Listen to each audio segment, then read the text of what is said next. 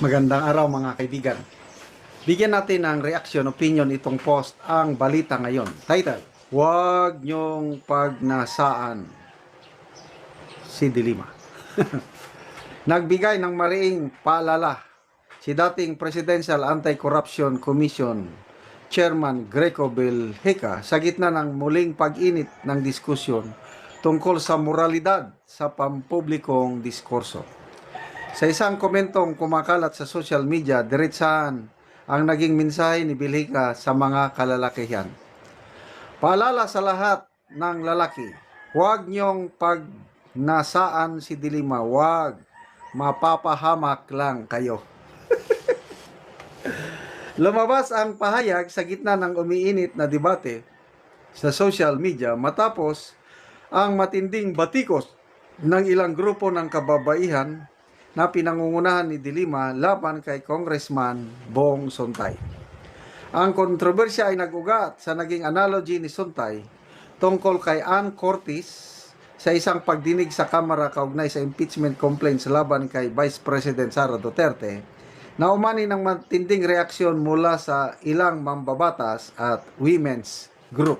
Okay, so wala na, lumalala na ang issue na ito eh. May nabasa akong post kanina, itong si Congresswoman Sara Ilago, magsasampa ng reklamo, I think a criminal complaint laban kay Attorney Ferdinand Topacio. Kasi itong si Attorney Topacio naman, ang una niyang nakainitan ang itong si Jasmine Smith. Di ba ang unang is Bong Sontay and Ann Curtis Smith. Ito naman si Attorney Topacio sa kanyang programa, sabi niya, ikaw, Jasmine Curtis Smith, para hindi ka pagnasaan ng mga lalaki, huwag kang mag-post ng mga sexy pictures mo na nakabikini. Nako, sumagot naman si Jasmine Smith na dugyot ka. Sumagot naman itong si Attorney Topacio, ang dugyot ay yung nang aagaw ng jowa, ng may jowa. Basta yung alam niyang baho ni Jasmine, binanatan din niya. Oh. Hanggang napunta na naman itong si Attorney Topacio kay Sara Ilago, yung Makabayan Black, na sinabi niya na pinagnasaan din niya. Ayun na. Kaya itong si Dilima, salita ng salita sa pagnanasa na huwag nyo kaming bastusin, huwag na. Kaya yun, bumira si Chairman Belhica, huwag nyo pagnasaan si Dilima, mapapahamak kayo. Oh. Tapos naglabasan ulit yung mga video niya with, hindi naman, yung Jonel. Anong tawagan ninyo? Jonel. Tapos may mga nakikita kong post, AI generated na, si Dilima, may hawak na brief, inamoy-amoy niya, may sulat yung brief nga, Jonel. So, wala na. Oh.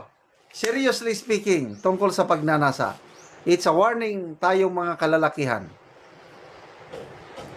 It's but natural for us, males, to be attracted to the opposite sex. Dahil nandyan yung yan ang DNA.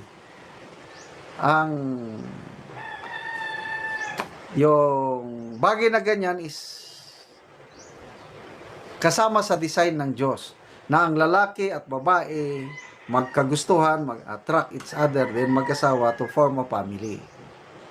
Kaya lang, ang standard ng Panginoon pagdating sa pagnanasa, kahit tignan mo lang ang babae, tayong mga lalaki to tignan mo ang babae at may pagnanasa ka na sa puso't isipan mo, nagkasala na tayo ng adultery. Very clear po. Kaya sabi ng Panginoon, if your eye causes you to sin, mas mabuti lugita. Lugit, Bisaya, tanggalon, gouge it, ganun. Ibig sabihin, hindi yung literal na tanggalin mo yung mata mo. Iwasan ang ating mga mata na titingin sa isang babae na kung attracted ka na, dapat wag mo na siyang tutukan.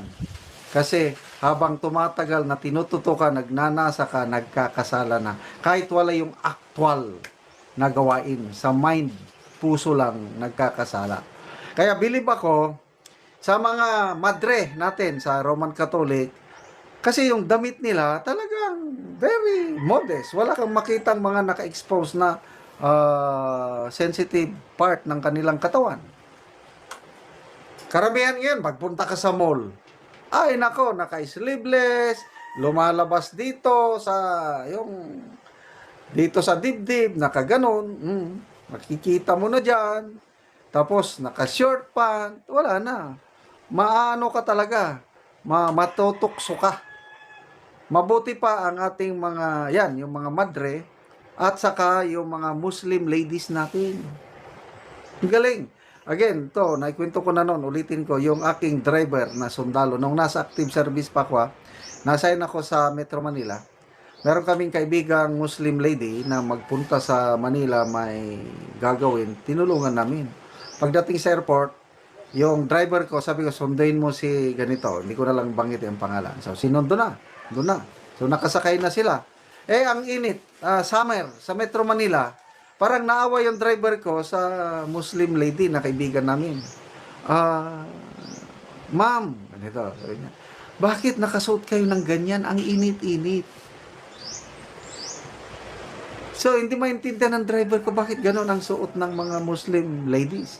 Sabi ni yung Muslim ladies, Kuya, alam mo ba, itong ginagawa namin ito, nagsasakripisyo kami para kayong mga lalaki ay hindi magkasala. Kasi kung magsuot kami ng kung ano-ano, ma-expose ang aming mga katawan na ma-attract kayo, magkakasala kayo. Kaya para sa inyo itong pagsasakripisyo naming mga Muslim ladies para hindi kayo magnasa. Correct. So, ano ngayon? Sino ang magnasa kay Dilima? Nandyan yung picture. Mapapahamak lang kayo. Joker din itong si Chairman Belhica.